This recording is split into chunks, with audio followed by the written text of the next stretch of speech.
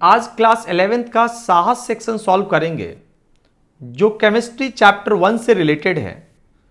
तो आइए हम देखते हैं इसका पहला क्वेश्चन। पहला क्वेश्चन है equal masses of H2, O2 and methane have been taken in a container of volume V at temperature 27 degrees Celsius in identical condition. The ratio of volume of gases H2, O2 and CH4 would be। इस question में given है कि हमारे पास H2, O2 और methane का equal मास है और उसके आइडेंटिकल कंडीशंस भी हैं और उसके वॉल्यूम का हमें रेशियो निकालना है। तो एवोगैड्रो हाइपोथेसिस के अनुसार से वॉल्यूम जो होता है वो डायरेक्टली प्रोपोर्शनल होता है नंबर ऑफ मोल्स के। इसका मतलब यह है कि volume of H2 will be directly proportional to number of moles of H2. Volume of O2 will be directly proportional to number of moles of O2 and volume of CH4 will be directly proportional to number of moles of CH4. अब इसके अनुसार से जब हम क्या करेंगे, इस तीनों इक्वेशन का जो इक्वेशन 1 है, इक्वेशन 2 है और इक्वेशन ये 3 है हमारे पास में, इस तीनों का जब रेशियो लेंगे तो हमारे पास में आ जाएगा volume of H2 is to volume of O2 is to volume of CH4। This will be equal to number of moles of H2 is to number of moles of O2 is to number of moles of CH4। और इसे हम further solve करेंगे तो number of moles of H2 को लिख सकते हैं given mass of H2 divided by molecular mass of H2 is to given mass of O2 divided by molecular mass of O2 and given mass of CH4 divided by molecular mass of CH4। और आपका question में given है कि equal masses हमने लिया है। तो equal masses अगर हमने लिया है तो ये सारे मासेस जो होंगे वो इक्वल होंगे, ये मासेस भी और ये मास सारे मास इक्वल होंगे। तो इन सब की वैल्यू को अगर मैं m पुट कर दूं, इन सब की वैल्यू को m पुट कर दूंगा तो ये हो जाएगा m divided by molecular mass of H2 is to m divided by molecular mass of O2 is to m divided by molecular mass of CH4। और आपको पता होगा कि मोलिकुलर मास ऑफ H2 जो होता है वो 2 होता है, तो m डिवाइडेड बाई 2 लिख सकते हैं। इसे लिख सकते हैं m divided by molecular mass of oxygen जो होता है वो 32 होता है और मोलिकुलर मास ऑफ CH4 जो होता है वो 16 होता है। इसे लिख सकते हैं m divided by 16।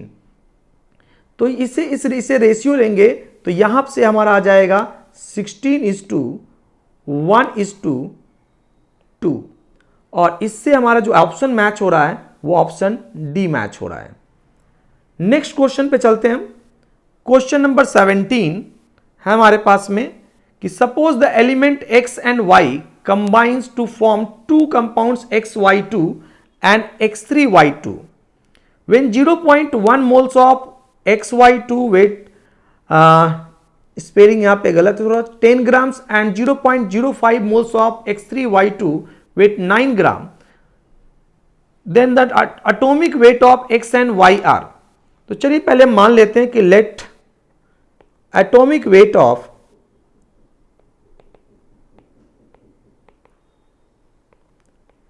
element x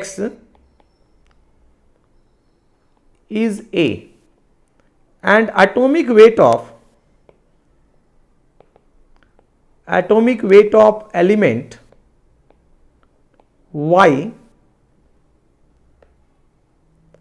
y is B।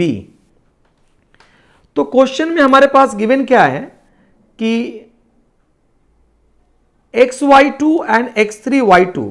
तो XY2 जो हमने 10 ग्राम लिया तो इसके नंबर ऑफ मोल्स थे 0.1 मोल और जब हमने 9 ग्राम लिया X3Y2 का तो उसके नंबर ऑफ मोल्स थे 0.5। तो इसके लिए हम क्या करते हैं, सबसे पहले ये हम फॉर्मूला अप्लाई करेंगे और फॉर्मूला होगा हमारा कि number of moles of XY2 is equal to given mass upon molecular mass of XY2। तो नंबर ऑफ मोल्स जो है XY2 का हमें गिवन है 0.1, तब उस समय हमने जो मास लिया था वो 10 ग्राम लिया था और मोलिकुलर मास MXY2 हमने ले लिया। तो यहां से हमारे पास में ये आ जाएगा MyX2, molecular mass of MyX2 is equal to 10 gram divided by 0.1 mole and this is equal to 100 gram per mole.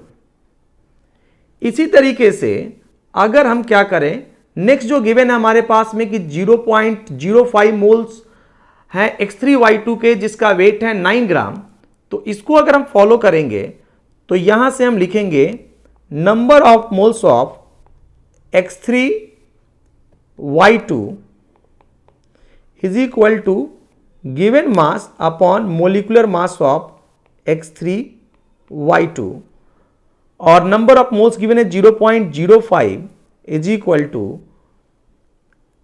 M इसका गिवन है 9 gram divided by molecular mass of X3Y2। तो यहां से अगर हम सॉल्व करेंगे तो MX3Y2 जो आ जाएगा वो 9 डिवाइडेड बाई 0.05 ग्राम और ये मोल, तो यहां से आ जाएगा 180 ग्राम पर मोल। अब आप देखिए कि हमारे पास जो फॉर्मूला है वो फॉर्मूला है XY2 और XY2 में X का हमने X एलिमेंट का हमने मास जो एज्यूम किया है वो A एज्यूम किया है और Y का B एज्यूम किया है। इसके अनुसार से अगर हम इसका मोलिकुलर मास निकालेंगे तो ये निकल करके आएगा A प्लस 2B और इसका अगर हमने पीछे से हमने निकाला था जो कि 100 के बराबर आया था, इसीलिए हम इसे 100 के इक्वल रख देंगे। इसी तरह से X3Y2 का अगर हम इसके एलिमेंट के मास से अगर इसको निकालेंगे तो ये आ जाएगा 3A plus 2B is equal to 180 gram हो जाएगा यहां से।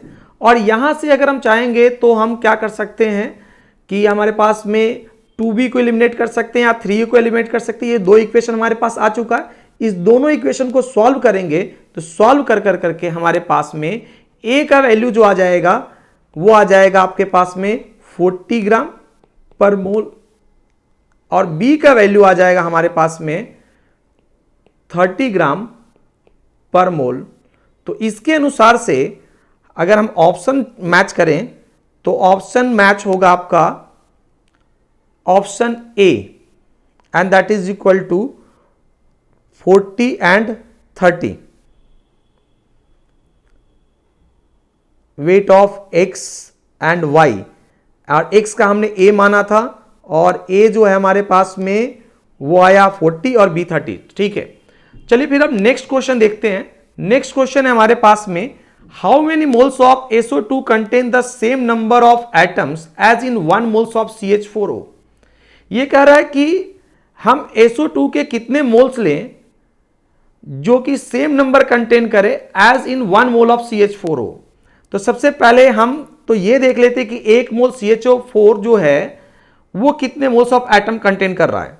तो 1 मोल ऑफ CH4O कंटेन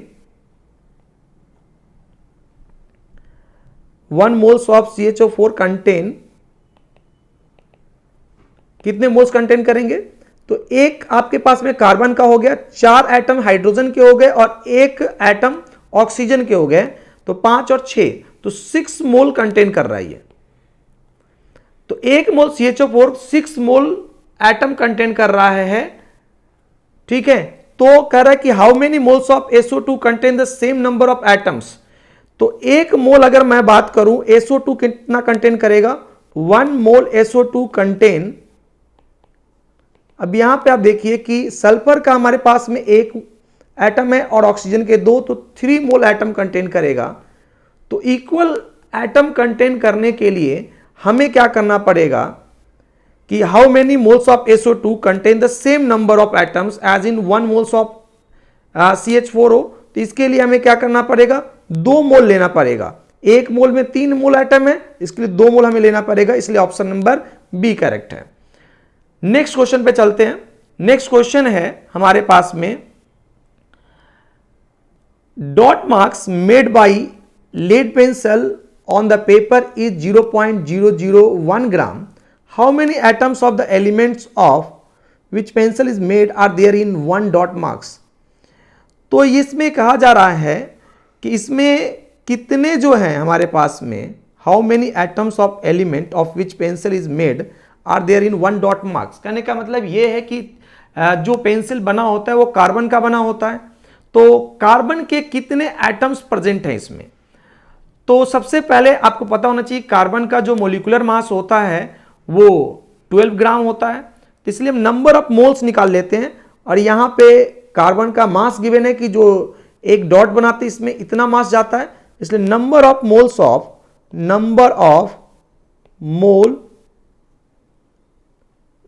कितने हो जाएंगे, गिवन मास अपॉन मोलिकुलर मास होता है या एटम मास एटॉमिक मास होता है, तो यहाँ पे m डिवाइडेड बाई 12 करेंगे। m कितना गिवन है, 0.001 डिवाइडेड बाई 12।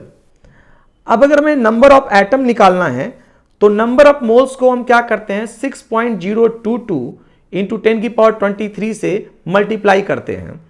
तो नंबर ऑफ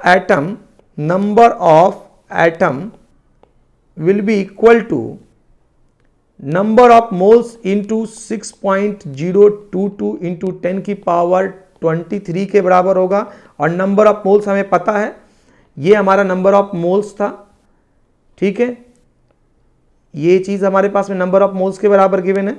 तो इसे हम क्या करेंगे, इस वैल्यू को यहां पे लेके पुट करेंगे तो 0.001 डिवाइडेड बाई 12 इंटू 6.022 इंटू 10 की पावर 23 एटम्स आएगा। और जब इसे मल्टीप्लाई करेंगे तो मल्टीप्लाई करके के ये आएगा हमारे पास में 5.018 इंटू 10 की पावर 18 के बराबर। तो ये हमारा आंसर है। और ये किस ऑप्शन से मैच कर रहा है, ये हमारा ऑप्शन मैच कर रहा है बी से, इसलिए option B is the correct. चलिए फिर नेक्स्ट क्वेश्चन पे चलते हैं। नेक्स्ट क्वेश्चन हमारे पास, a drop of water is about 0.05 millilitre with density 1 gram per millilitre. Number of water molecules present in 1 drop of water is. हमारे पास given है कि एक ड्रॉप ऑफ वाटर जिसका वॉल्यूम गिवन है 0.05 मिलीलीटर और डेंसिटी गिवन है 1.0 ग्राम per millilitre. तो हमसे पूछा जा रहा है कि वाटर के मॉलिक्यूल्स कितने प्रेजेंट होंगे एक ड्रॉप में। तो इसके लिए सबसे पहले हम क्या करते हैं, मास ऑफ ड्रॉप निकालते हैं। तो मास निकालने के लिए हम क्या करते हैं, मास ऑफ ड्रॉप निकालने के लिए मास इज इक्वल टू होता है वॉल्यूम इंटू डेंसिटी। वॉल्यूम हमें गिवन है, वॉल्यूम गिवन है कितना 0.05 ml एंड डेंसिटी भी गिवन है 1 ग्राम पर मिलीलीटर। तो वॉल्यूम की वैल्यू यहां पुट करेंगे, यह आ जाएगा 0.05 मिलीलीटर इंटू 1.0 ग्राम पर मिलीलीटर। ये मिलीलीटर से मिलीलीटर कैंसिल आउट हो जाएगा और हमारे पास यहां पे आ जाएगा 0.05 ग्राम।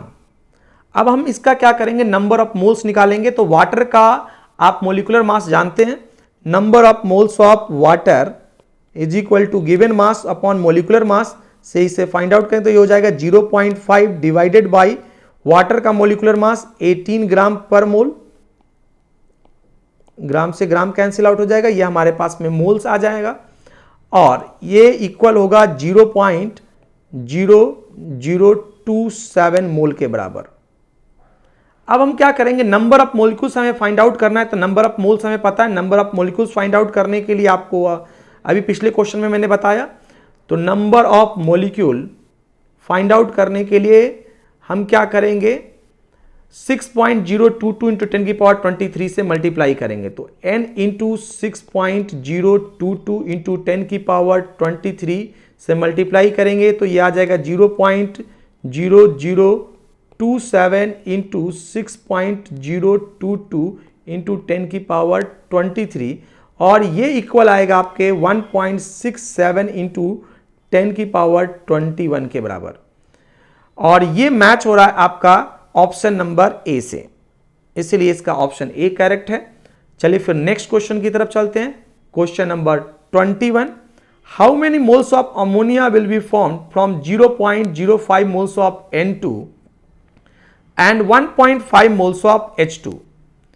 क्वेश्चन पूछा जा रहा है कि कितना अमोनिया फॉर्म होगा अगर हम 0.5 मोल N2 का लें, अगर 1.5 मोल्स H2 का लें। तो इसके लिए पहले हमें अमोनिया का इक्वेशन लिखना पड़ेगा। N2 plus H2 gives NH3, ये आपको पता है। इसको अगर हम बैलेंस करेंगे तो बैलेंस करने पे यहाँ पे 2 आएगा और यहाँ पे 3 आएगा। और ये बैलेंसिंग कंडीशन से हम देखें तो इसका 1 मोल इसके 3 मोल से रिएक्ट करता है और 2 मोल NH3 फॉर्म करता है।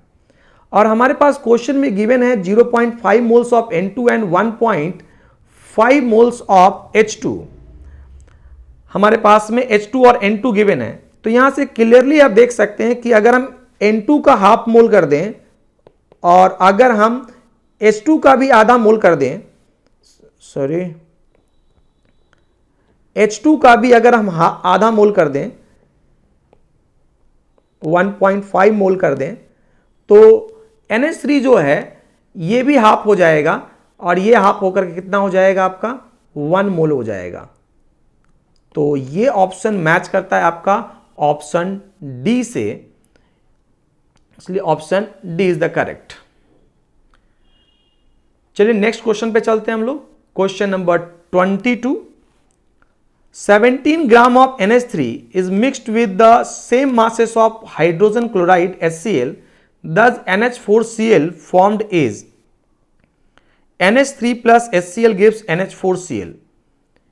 ये कह रहा है कि 17 ग्राम ऑफ NH3 को हमने मिक्स किया same mass of hydrogen chloride, कहने का मतलब 17 ग्राम HCl के साथ ही मिक्स किया और पूछा जा रहा है कि NH4Cl कितना फॉर्म होगा। तो इसमें हम पहले क्या करते हैं कि इक्वेशन लिख लेते हैं। हमारे पास इक्वेशन है NH3 plus HCl gives NH4Cl और क्वेश्चन के अनुसार से हमारे पास 17 ग्राम NH3 है, 17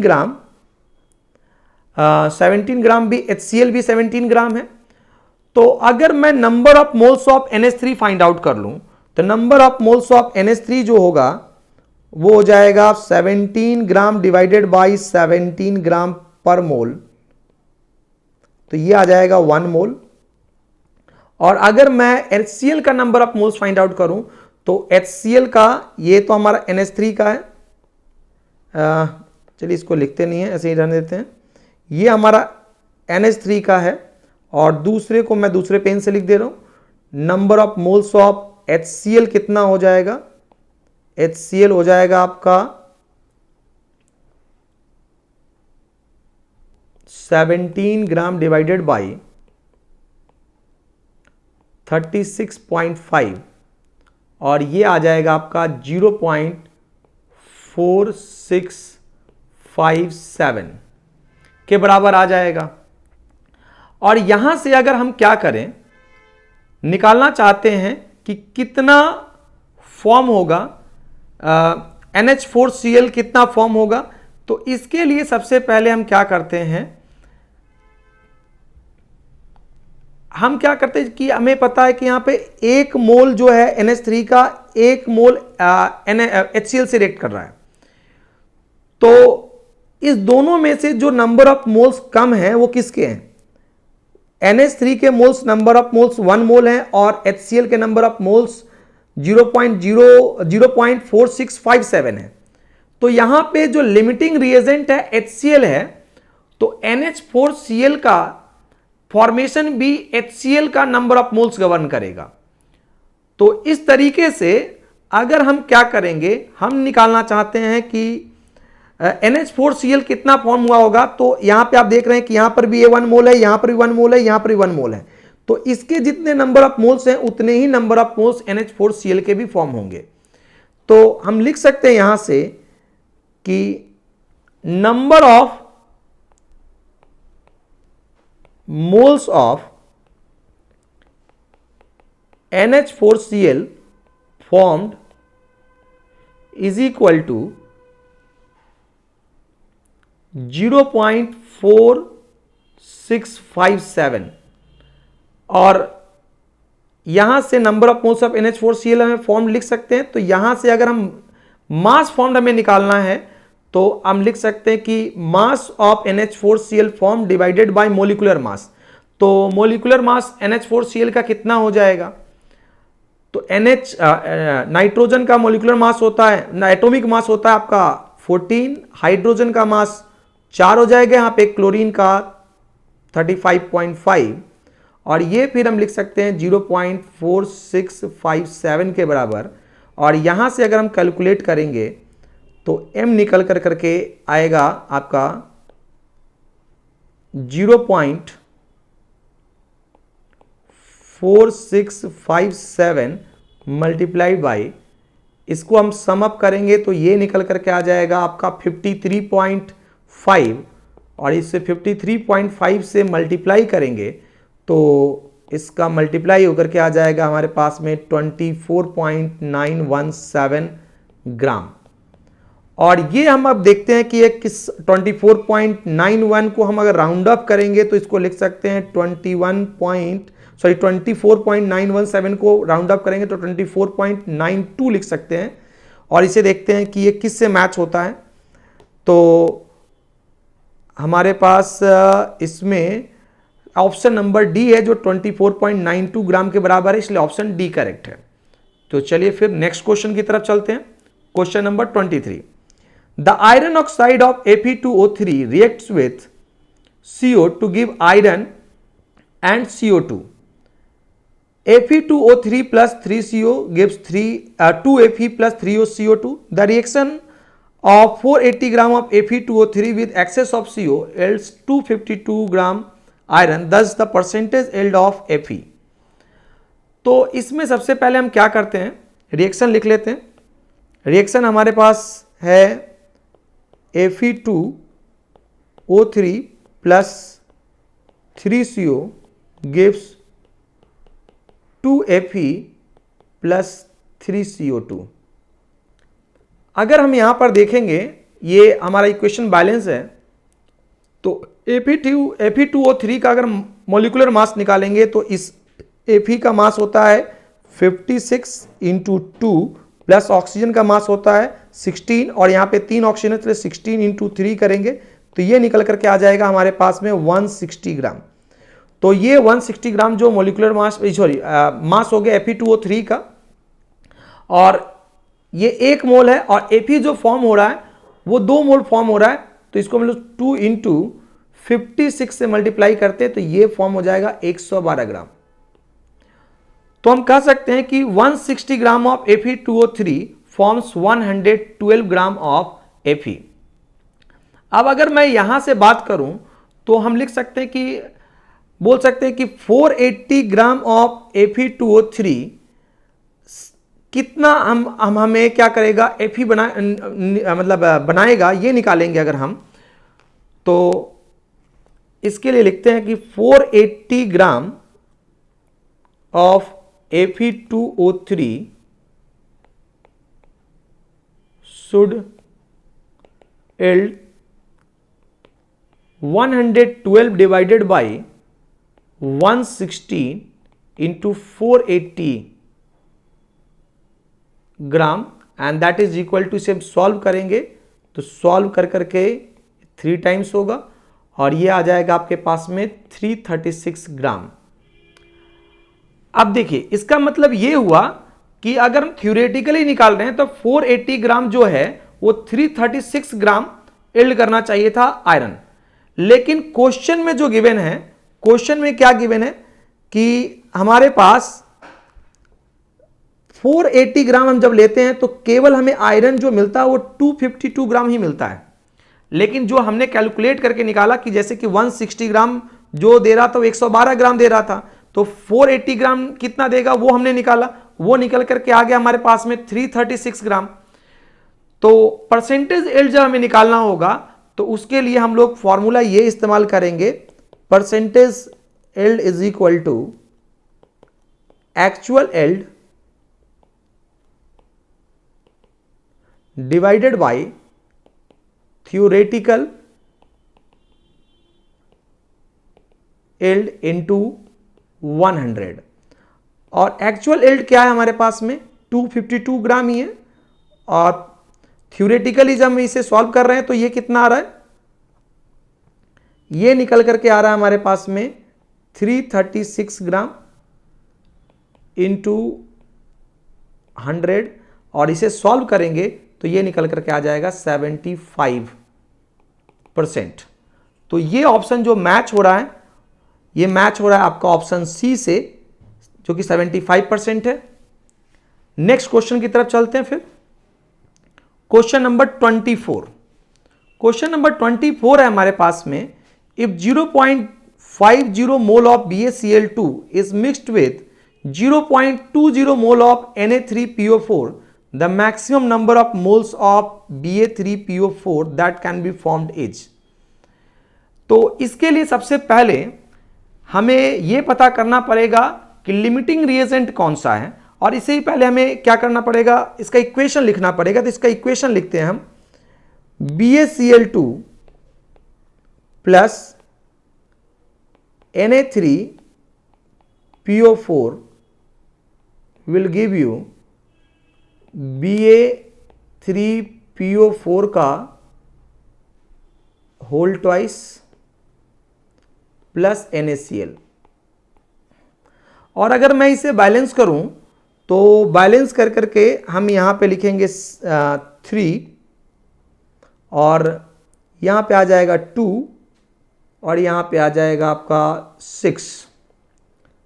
तो इस बैलेंसिंग कंडीशन से हम ये लिख सकते हैं कि इसका 3 मोल इसके 2 मोल से रिएक्ट करता है, और Ba3PO4 कितना देता है 1 मोल। NaCl से हमें कोई मतलब नहीं है, क्योंकि क्वेश्चन में उसका जिक्र नहीं है कि कितना फॉर्म होगा या कि उससे निकालना नहीं, इसलिए उसकी बात नहीं कर रहे हैं। हमें डायरेक्टली Ba3PO4 के होल ट्वाइस पे हमारा नजर है। तो 3 मोल्स BaCl2 का Na3PO4 के 2 मोल से रिएक्ट करता है, 1 मोल बनाता है। ठीक है, तो हमारे पास BaCl2 जो गिवन है वो 0.5 मोल गिवन है। तो हम पहले एक बार चेक करते हैं कि मान लो Na3PO4 हमारे पास में एक्सेस में है, और BaCl2 जो है हमारे पास में 0.5 मोल है, तो कितना बनता, हम मानते हैं कि ये हमारे पास में एक्सेस में है, तो बनता आपके पास में ये 0.5 divided by 3 that is equal to 0.17 mole. ये बनता आपके पास में, क्योंकि 3 मोल 1 मोल बनाता है, तो इस तरीके से सोचेंगे तो 1 मोल कितना बनाएगा 1/3, इसीलिए 0.5 मोल्स कितना बनाएगा, तो वो हम लिखेंगे 0.5 divided by 3 that is equal to 0.17 mole. उसी तरीके से अब हमारे पास में जो है 0.21 मोल ऑफ Na3PO4 है, तो हम कहते हैं कि लेट ये हमारे पास में एक्सेस में BaCl2, और 0.2 मोल हमने लिख लिया Na3PO4 का। तो ऊपर से हम देख सकते हैं 2 मोल 1 मोल बनाता है, तो 0.2 मोल कितना बनाएगा, तो इसके लिए लिखेंगे 0.2 into 1/2 that is equal to 0.1 mole. अब इस दोनों में से आप देख सकते हैं कि इस दोनों में से कम कौन है, इस दोनों में से जो कम है वो वही आपका क्या होगा, लिमिटिंग रिएजेंट होगा। तो इस दोनों में से कम है 0.1 मोल है, जो कि बन रहा है जब हम 0.2 मोल्स Na3PO4 ले रहे हैं, इसलिए मतलब Na3PO4 is the limiting reagent. तो हम लिख सकते हैं कि Na3PO4 is limiting reagent. And तो आपसे क्वेश्चन में क्या पूछा गया था कि Ba3PO4 कितना फॉर्म होगा, तो जो लिमिटिंग रिएजेंट होता है वही फॉर्मेशन को हैंडल करता है। तो इसके अनुसार से आपका Ba3PO4 का होल ट्वाइस जो बनेगा वो लिमिटिंग रिएजेंट के अनुसार से ही बनेगा, और वो बनेगा आपका 0.1 मोल। ऑप्शन में चेक करते हैं कि हमारे पास में ऑप्शन में कौन सा है, ऑप्शन डी करेक्ट है, ऑप्शन डी इज करेक्ट। तो चलिए फिर हम नेक्स्ट क्वेश्चन की तरफ चलते हैं, क्वेश्चन नंबर 25। क्वेश्चन नंबर 25 है हमारे पास में, 100 millilitre of BaCl2 solution 20.8% weight by volume and 50 milliliter of K2SO4 solution 17.4% weight by volume are mixed. Thus white precipitate formed is. तो इस क्वेश्चन में सबसे पहले में क्या करना पड़ेगा, इक्वेशन लिखना पड़ेगा। तो इस इक्वेशन को लिखते हैं BaCl2 plus K2SO4 gives BaSO4 plus KCl, और इसको बैलेंस करेंगे तो KCl के आगे 2 आ जाएगा। तो इस इक्वेशन के अनुसार से इस BaCl2 का 1 मोल K2SO4 के 1 मोल से रिएक्ट करके 1 मोल BaSO4 बनाता है। और हमें फाइंड आउट करना है कि वाइट प्रेसिपिटेट जो होता है वो BaSO4 का होता है, और उसका मास जो ऑप्शन में गिवन है ग्राम में है, हमें मोल में नहीं निकालना है, ग्राम में निकालना है। लेकिन इसके लिए पहले हमें क्या करना पड़ेगा, लिमिटिंग रिएजेंट फाइंड आउट करना पड़ेगा। और लिमिटिंग रिएजेंट फाइंड आउट करने के लिए पहले हम जो ये गिवन मास है जिससे हम रिएक्ट करा रहे हैं उसका हम नंबर ऑफ मोल्स निकालेंगे। इसके लिए सबसे पहले हमें क्या चाहिए, मोलिकुलर मास चाहिए BaCl2 का, K2SO4 का और BaSO4 का। तो हम निकालते हैं मोलिकुलर मास BaCl2 का। मोलिकुलर मास ने आप फॉर्मूला मास कहिए इसे। तो BaCl2 का में बैरियम का जो होता है 137 और क्लोरीन का होता है 35, 2 एटम है, इसे 35 इंटू 2 करेंगे और ये निकल करके आ जाएगा 208 ग्राम। मोलिकुलर मास ऑफ, अगर हम K2SO4 निकालते हैं तो हमारे पास पोटेशियम के 2 एटम है और एक पोटेशियम एटम का मास जो होता है 39 होता है इंटू 2, प्लस सल्फर का 32 होता है और ऑक्सीजन का 16 इंटू 4, तो ये निकल के आ जाएगा हमारे पास में 174 ग्राम, 174 ग्राम पर मोल, यहां भी मोल आएगा। और इसी तरीके से मोलिकुलर मास अगर हम फॉर्मूला मास निकालते हैं BaSO4 का, तो ये निकल के आ जाएगा 137 प्लस 32 प्लस और ऑक्सीजन का 64 हो जाएगा और ये आ जाएगा आपके पास में 233 ग्राम पर मोल। अब जो है इस क्वेश्चन के अनुसार से ये हमने लिया 100 मिलीलीटर लिया BaCl2 का जो कि 20.8% वेट बाई वॉल्यूम है। इसका मतलब ये होता है वेट बाई वॉल्यूम का, अगर आप 100 मिलीलीटर अगर आप लेते हैं तो उसमें आप 20.8 ग्राम BaCl2 लेंगे। और अगर 50 मिलीलीटर K2SO4 लिया है 17.4% का, तो हम इसी के अनुसार सोचते हैं कि अगर हम 100 मिलीलीटर लेते हैं इस K2SO4 का तो हमें 17.4 ग्राम मिलता। तो हमने आधा वॉल्यूम लिया है, इसके लिए मास भी क्या हो जाएगा, आधा हो जाएगा। तो हम इसे लिख सकते हैं कि हमारे पास इक्वेशन है BaCl2 plus K2SO4 gives BaSO4 plus 2 KCl, और इसमें हमने जो लिया है 20.8% का 100 मिलीलीटर लिया, इसलिए इसका मतलब हो गया ये 20.8 ग्राम हो गया। और K2SO4 का 50 मिलीलीटर लिया, इसका मतलब इसका जो परसेंटेज है उसका हाफ करेंगे तो ये हो जाएगा 8.7 ग्राम हो जाएगा। दोनों का नंबर ऑफ मोल निकालने के लिए BaCl2 वाले मास को BaCl2 के क्या करेंगे, फॉर्मूला मास से डिवाइड करेंगे और K2SO4 में के मास में K2SO4 के फॉर्मूला मास से डिवाइड करेंगे। तो 20.8 डिवाइडेड बाई 208 करते तो ये आ जाता आपका 0.1 मोल, और अगर हम 8.7 डिवाइडेड बाई 174 करेंगे तो ये आ जाएगा आपका 0.05। तो सबसे पहले हम ये सोचते हैं कि अगर लेट हमारे पास केवल BaCl2 है जो कि 0.1 मोल है और हमारे पास K2SO4 जो है वो लार्ज अमाउंट में है, तो BaSO4 कितना फॉर्म होता, तो BaSO फॉर्म जो होता आपका 0.1 मोल फॉर्म होता।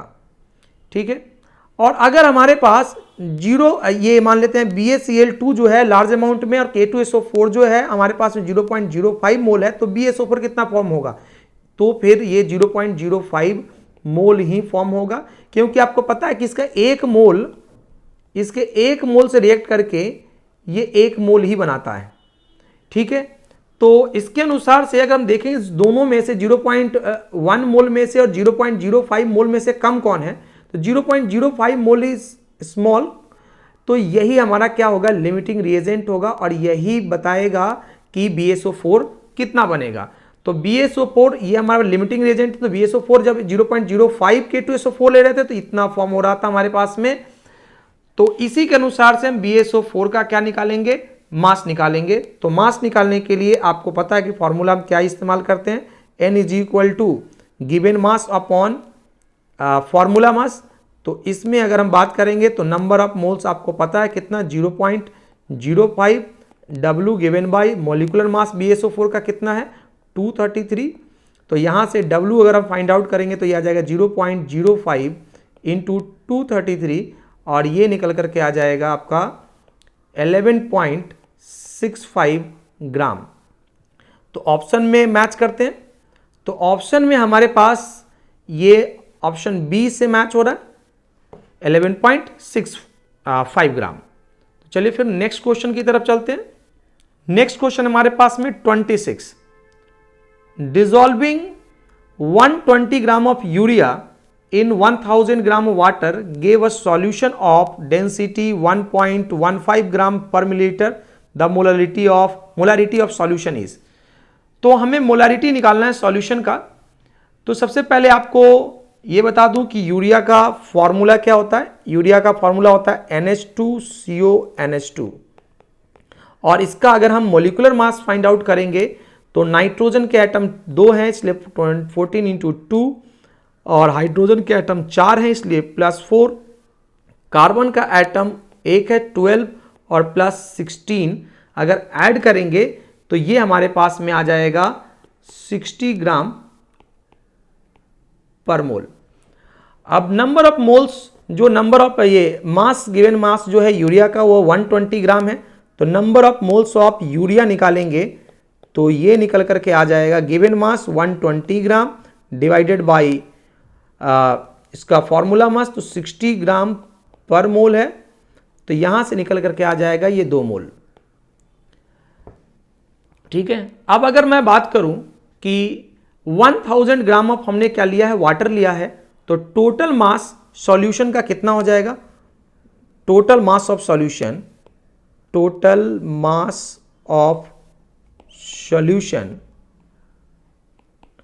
Will be equal to 120 gram urea का प्लस 1000 ग्राम वाटर का और ये निकल करके आ जाएगा आपका 1120 ग्राम। अब हमें जो मोलारिटी निकालना होगा तो मोलारिटी में हमें वॉल्यूम चाहिए सॉल्यूशन का, तो इसीलिए वॉल्यूम निकालना पड़ेगा और हमें डेंसिटी गिवन है यहाँ पे 1.15 ग्राम। तो डेंसिटी निकालने के लिए हम क्या करेंगे, volume is equal to mass upon density का फॉर्मूला इस्तेमाल करेंगे और मास हमारे पास गिवन है 1120 ग्राम हमने जो निकाला है, mass of water plus mass of urea, और डेंसिटी गिवन है 1.15 ग्राम पर मिलीलीटर। तो ये ग्राम से ग्राम कैंसिल आउट हो गया और यहां पे हमारे पास में आ गया 1120 डिवाइडेड बाई 1.15 मिलीलीटर। और अगर मैं इसे क्या करता हूं, लीटर में चेंज करता हूं तो 1000 से डिवाइड करूंगा, 1000 से डिवाइड करने पर ये आ जाएगा आपका 112 डिवाइडेड बाई 1000, तो 1000 से 2015 से हट करके एक जीरो कैंसिल आउट हो जाएगा, तो ये हो जाएगा 115 लीटर। और मोलारिटी का फॉर्मूला आप लोगों को पता है, मोलारिटी इज इक्वल टू होता है number of moles of solute upon volume of solution in litre.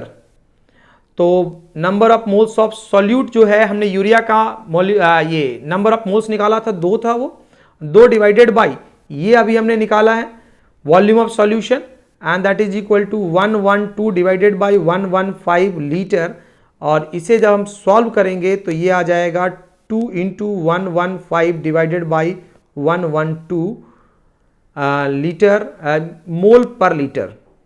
यहाँ पे हमारे पास में मोल है तो मोल पर लीटर, और ये आ जाएगा 2.053 मोल पर लीटर, जिसे हम लोग कैपिटल एम से भी डिनोट कर सकते हैं। और ये देखते हैं किस ऑप्शन से मैच हो रहा है, तो ये मैच हो रहा है आपका ये मैच हो रहा है आपका ऑप्शन सी से 2.05। नेक्स्ट क्वेश्चन की तरफ चलते हैं, क्वेश्चन नंबर 27। क्वेश्चन नंबर 27 है the molarity of solution obtained by mixing 750 millilitre of 0.5 m HCl solution with 250 millilitre of 2 m HCl will be. तो इसके लिए हम एक फॉर्मूला यूज करते हैं M1V1 plus M2V2 is equal to final molarity into total volume. तो the molarity of solution obtained by mixing 750 millilitre of 0.5 m HCl solution. तो एक सॉल्यूशन है जिसका हमने वॉल्यूम लिया है 750 मिलीलीटर, तो उसका मोलरिटी पहले हम यहाँ पे रखते हैं M1 हमें पता है 0.5, वॉल्यूम कितना है 750 मिलीलीटर। याद रहे अगर हम वॉल्यूम यहाँ पे V1 मिलीलीटर में इस्तेमाल करते हैं तो V2 भी मिलीलीटर में इस्तेमाल करेंगे और V भी उसका मिलीलीटर में ही होगा। ठीक है, तो तीनों वॉल्यूम सेम यूनिट में होना चाहिए, जरूरी नहीं यहाँ पे आप लीटर में इस्तेमाल करें। जिसे अगर इसे मिलीलीटर में इस्तेमाल करते ये भी V2 भी मिलीलीटर में होगा, ये मिलीलीटर में होगा, मतलब एक यूनिट में रखें। 0.5 इंटू 750 प्लस M2 क्या गिवन है हमारे पास में 2 गिवन है, और इसका वॉल्यूम गिवन है 250, और हमारे पास मोलरिटी हो जाएगा, फाइंड आउट करना M, टोटल वॉल्यूम कितना हो जाएगा 250 प्लस 750, तो 250 प्लस 750 जो होता है 1000 हो जाता है आपका। तो यहां से अगर हम M कैलकुलेट करेंगे तो M आ जाएगा आपका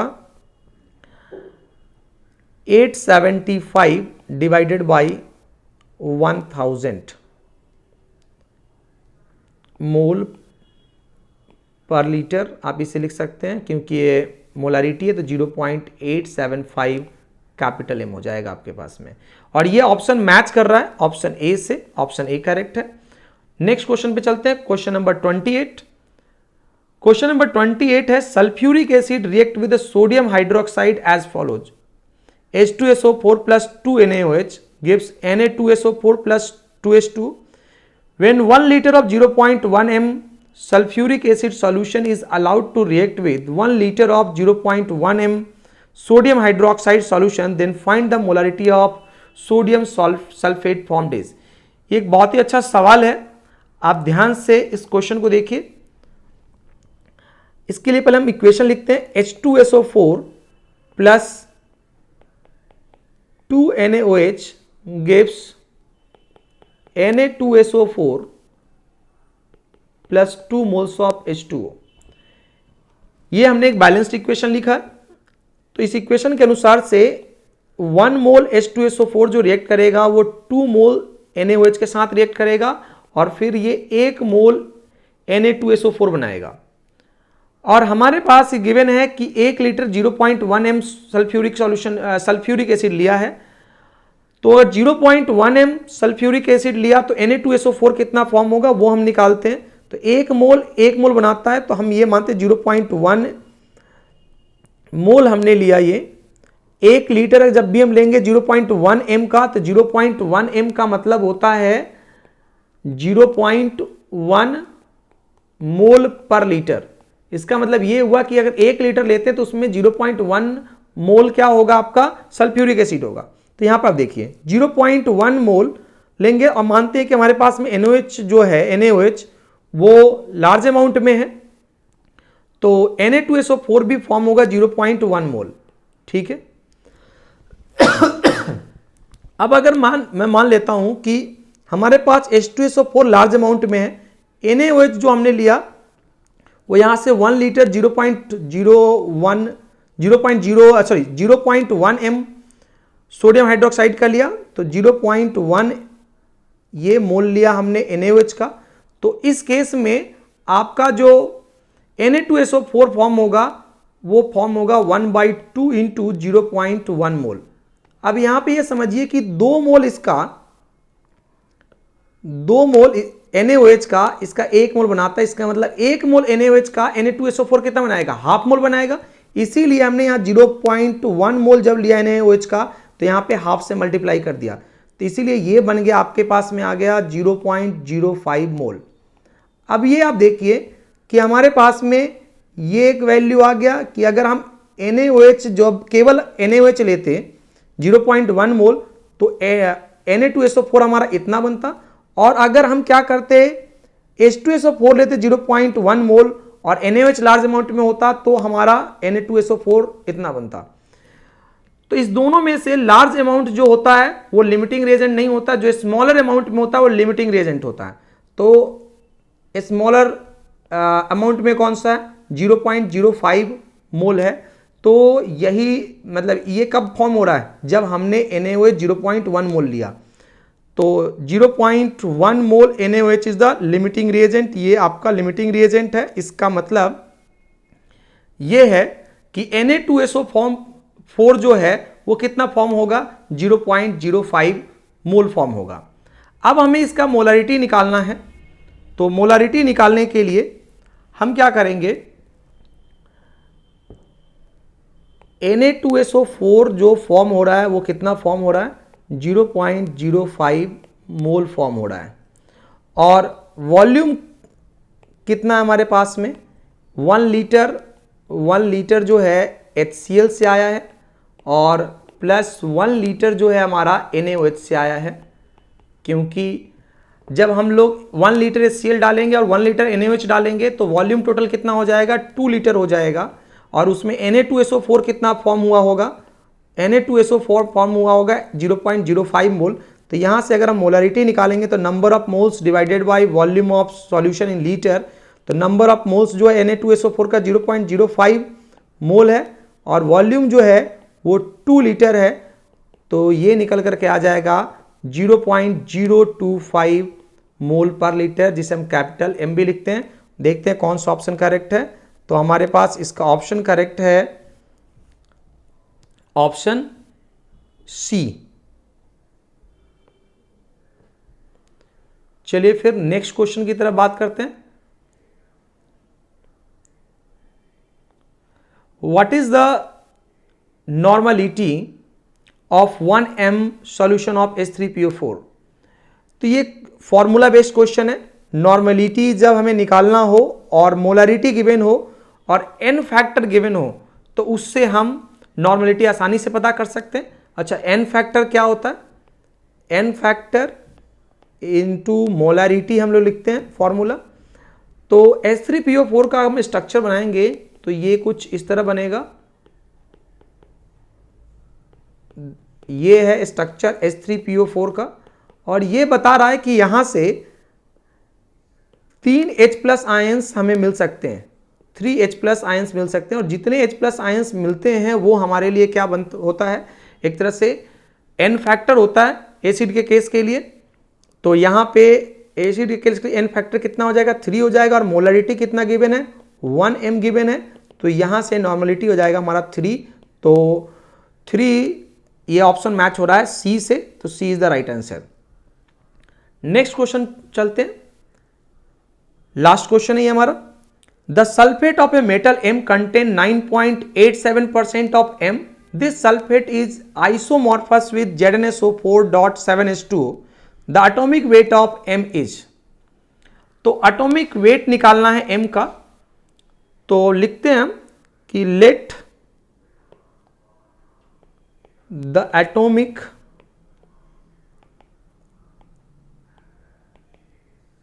weight of metal be capital M। Capital M ले लिया हमने एटॉमिक वेट। तो इसका फॉर्मूला क्या हो जाएगा, सॉरी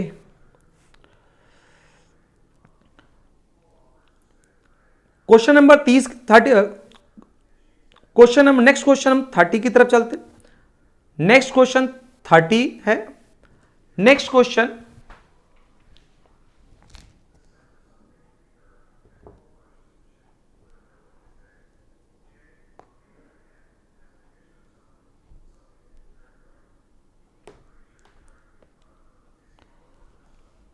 नेक्स्ट क्वेश्चन है क्वेश्चन नंबर 30।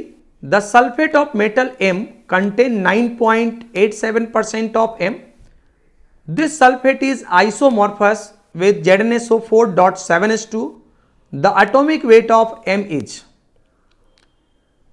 तो हमें एटॉमिक वेट निकालना है मेटल का, तो लिखते हैं लेट द एटॉमिक वेट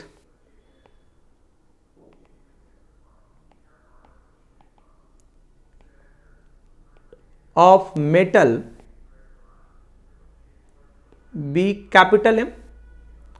तो कैपिटल M अगर इसका एटॉमिक वेट है तो इसका फॉर्मूला हम लिख लेते हैं। फॉर्मूला क्या हो जाए, क्योंकि आइसोमॉर्फस है ये ZnSO4.7H2O के जैसा, तो इसका फॉर्मूला हो जाएगा MSO4.7H2O। तो इसका मोलिकुलर मास कह लें यहां पे, या फॉर्मूला मास क्या हो जाएगा,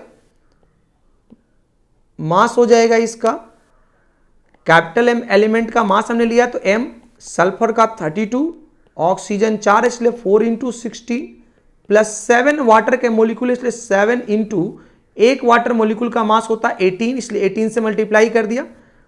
तो ये इसको हम जब सॉल्व करेंगे तो ये निकल कर आ जाएगा M प्लस 222। अब हमें जो निकालना है वो मोलिकुलर मास निकालना है एक तरह से, या फिर एटॉमिक वेट निकालना है मेटल M का, जिसमें हमें क्या गिवन है, परसेंटेज गिवन है 9.87% कंटेन कर रहा है वो फॉर्मूला, मतलब इस फॉर्मूले के अंदर 9.87% कंटेन कर रहा है। तो हम इसमें क्या करते हैं, फॉर्मूला अप्लाई करते हैं परसेंटेज ऑफ मेटल। तो मेटल का परसेंटेज जब निकालना होता है तो मेटल का मास रखते हैं, मेटल का मास M है, टोटल मास जो है फॉर्मूला मास वो है M प्लस 222 है इंटू 100। और ये मेटल का परसेंटेज क्वेश्चन में गिवन है, और ये क्वेश्चन में परसेंटेज कितना गिवन है, 9.87% गिवन है। तो इसको 9.87 रख दिया और M divided by M plus 222 into 100 रख दिया हमने। और यहां से इसे सॉल्व करेंगे तो हमारे पास ये आ जाएगा 9.87 M plus 9.87 into 222 is equal to 100 M। और इसे अगर हम फर्दर सॉल्व करेंगे तो हमारे पास ये निकल करके आ जाएगा 90.13 M इज इक्वल टू, इस M में से इसको माइनस कर लेंगे तो ये हमारे पास में आ जाएगा, तो ये आ जाएगा 9.87 इंटू 222 डिवाइडेड बाई, डिवाइडेड नहीं अब नेक्स्ट स्टेप में कर लेंगे डिवाइड, सॉरी, तो ये 22 हमने लिख दिया। और कैपिटल M को हम लोग लिख सकते हैं 9.87 इंटू 222 डिवाइडेड बाई 90.13, और इसे सॉल्व करेंगे तो ये निकल के आता है अप्रॉक्सीमेटली 24.3%, 24.3%। और इसे अगर ऑप्शन को हम चेक करते हैं तो ये ऑप्शन जो है हमारा C है करेक्ट आंसर, तो 24.3%। Thank you. ये हमारे साहस सेक्शन के सारे क्वेश्चन थे जिसे हमने आज सॉल्व किया। अगर आपको ये वीडियो अच्छा लगा हो तो लाइक, सब्सक्राइब और शेयर करना ना भूलें। धन्यवाद।